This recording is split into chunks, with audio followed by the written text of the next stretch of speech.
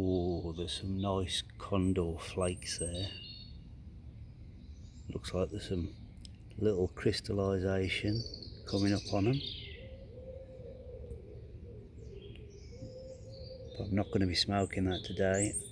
I've got the Condor ready rubbed. Little bit of crystallization on that maybe, I don't know, can't quite make it out, but this is the one I'm using today. So there you go. I'll put these flakes back in. Ooh, nearly went in the wrong jar then. Put them back away because I'm going to be smoking Condor Original, and the smell of this is beautiful, and I think I can detect a little bit of vinegar in there, which I believe they add to some of the Lakeland blends, and it is a Lakeland, I believe, but it's an over the counter blend. So I've got my little Vaughan pipe, which I mentioned before. It is a 9mm filter, but I put a adjuster in there, adapter, that's the right word, adjuster. Put an adapter in there, and this is one of my little workhorse work pipes. It's been knocked around and battered, but it's still pretty good. I picked it up quite a few years ago in a supermarket, a budget supermarket, a Lidl's to be precise, and they had amongst their hard goods, you know, in the centre aisles they sell all kinds of things depending on, normally it's a seasonal thing, but every now and again they have specials. And for some reason they had these pipes in sort of gift packs, so you had a little tool like that, not that one because this was Swing Kid 100 gave me that, I think. So there's a pipe tool in there, some filters, some pipe cleaners, and this pipe, of course. But yeah, I tend to stick with this pipe for Condor or St. Bruno because they're quite similar, and I don't think the ghosting of one will affect the flavour of the other. Obviously, I can't smoke this indoors. I'm at work today, so again, no beer. Instead, I've got a big mug. Well, a big mug, a tall mug. Not a big mug. Normally I've got a big pint mug, but I forgot it. I left it at home, so I've got a mug of tea, which is really strong because I made a pot. Made a pot of tea, and of course the second I did, I got a shout and had to go out to alarms going off at a residential care home place.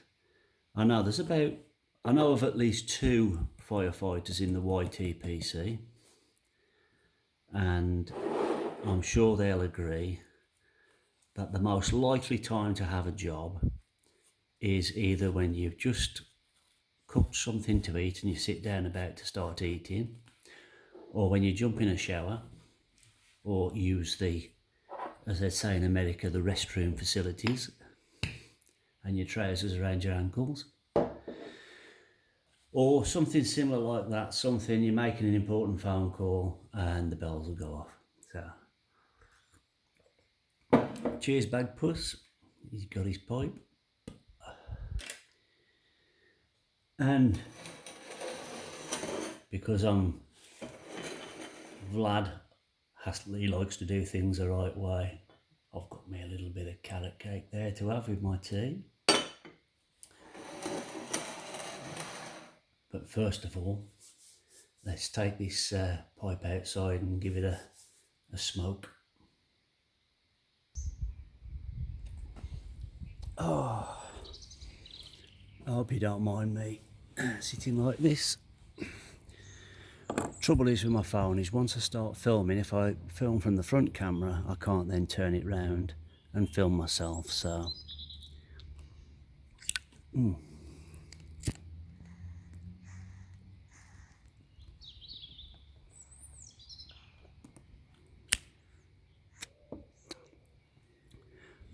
that's not a very good charring light. So, Condor is very popular in the UK as an over-the-counter blend, a bit of a codger's tobacco.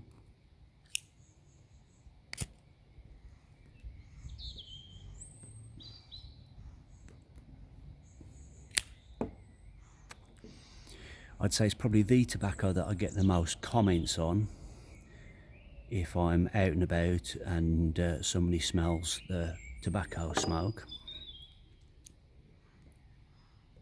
It's got a very distinctive smell, very similar, as I said, to St. Bruno. Having a bit of a job to light it, but I didn't give it a lot of time to dry out, to be honest.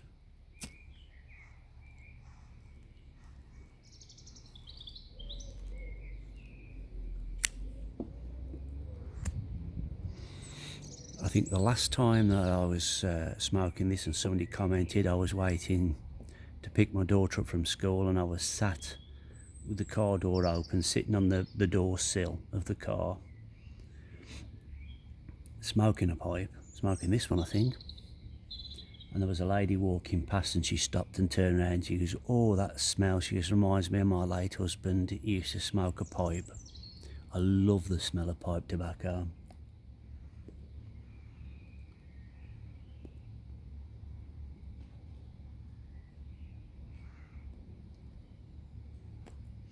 I'm chugging on it a bit to get it going, which I think, you know, I've done it, but I just wanted to get an even spread. But it is, in my opinion, delicious. But like other presenters have said, that once you ghost a pipe with it, that's it. It's going to be stuck in that pipe then.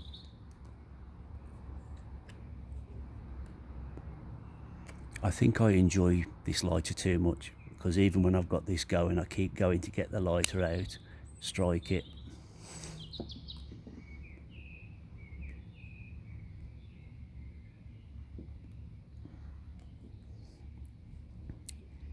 Yeah, delicious.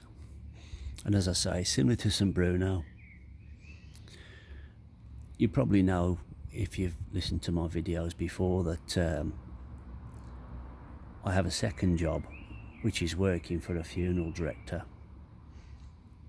And I notice that sometimes we go to this one crematorium and there's we get the same regular 4 or 5 ministers that always turn up and do these jobs. And there's one minister, not sure which denomination he is, but he's a nice guy. He reminds me of the kind of minister that would be sort of a regimental chaplain or something. And he'll do the funeral service, he'll do the service, and then talking to the family, it's like he says it as if he's ad-libbing, but it's actually well rehearsed. And he talks about how when people have gone, there's little things that remind you of that person that you might draw comfort from. And he tells this story. He says my father was a pipe smoker, and he always used to smoke some Bruno. He said, and long after Dad had gone, he said, occasionally I'd walk in a room and I'd get the smell of the St. Bruno pipe tobacco. Sorry, the wind's just picked up, it's probably picking up on the mic. He said, I get the smell of the pipe tobacco.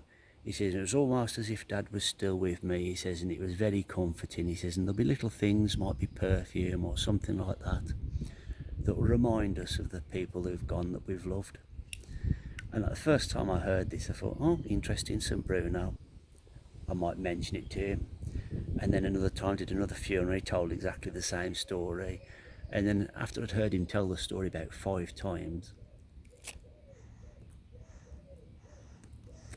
I mentioned it to the other guys on the funeral thing. I said, have you ever noticed how he tells his story? And they says, now you mention it, yeah, we have heard him say it a few times, and now it's become a bit of a thing. Whenever we do a funeral and he's the minister, we'll wait to go, right, when do we get the same Bruno story? And you're listening at the door, because we'll be stood outside, you'll be listening at the door, and he'll get round to this and you'll hear him start, my father was a pipe smoker. You'll go, here we go, here's the St. Bruno story.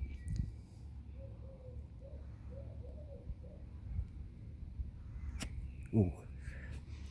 It's been raining all morning and the seat and the bench are quite a bit damp, so I'm not going to stop out here too long. So I'm not sure what sort of oils or toppings are actually in this, but as I say, it's a Lakeland blend, and they were at one time restricted due to purity laws of what they could put in the tobaccos, and I think vinegar and floral oils were in the list of things they could put in, but only certain amounts. So that's why a lot of the Lakelands have this very distinctive sort of floral scents.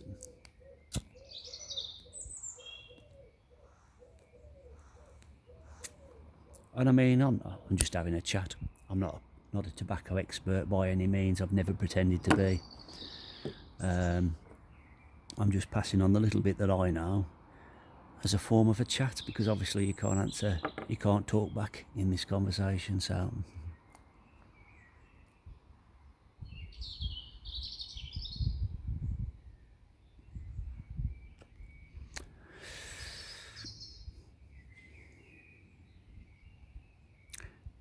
it's always good to have a work pipe, one that you don't mind too much knocking, getting knocked about. And I guess back in the day, that's what most pipes were, unless you was a rich gentleman that had plenty of money and you could afford an expensive pipe. For most people, I guess, if you go back far enough, for most people it was a clay pipe. And then obviously a briar would last a bit longer, so you might splash out and treat yourself to a briar. But I guess they all had to be tough enough to be carried around all day long and smoked several times a day.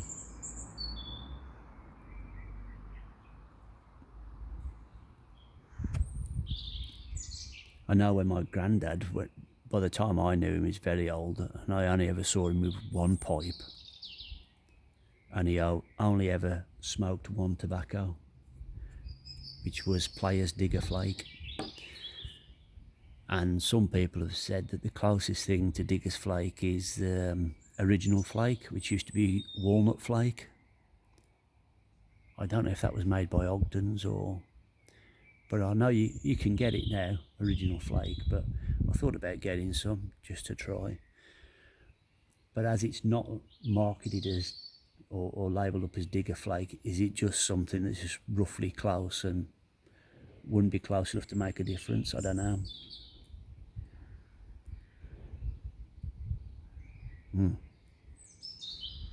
Anyway, it's not very warm. Thanks for sharing a bit of time with me. I hope everybody's well. Got to put this sweatshirt on. It's certainly not as warm as it has been. The last couple of days the weather's took a turn for the worst. Oh, not very good for smokers of any type, especially at work. I know here, if you want to smoke, the facilities, I think deliberately they make it so that you have to stand outside in one of the most exposed areas, and I think that's a bit of a deterrent tactic obviously not just in my line of work, but most places,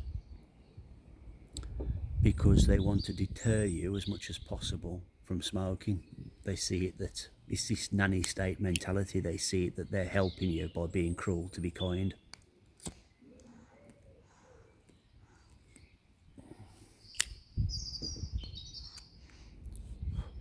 So if they make you stand outside in the winter, exposed to the elements, you know, whether it's snowing or raining or what, and you think, I can't handle this, I'm going to have to pack it, you know, pack the cigarettes in because it's too cold, they've actually done you a favour. That's how they see it. But of course it takes away the free choice of people to do what they want to do. So if I want to smoke my pipe in the winter, if I've got the car, I'll sit in the car. But I don't think my wife's too pleased about that. Anyway,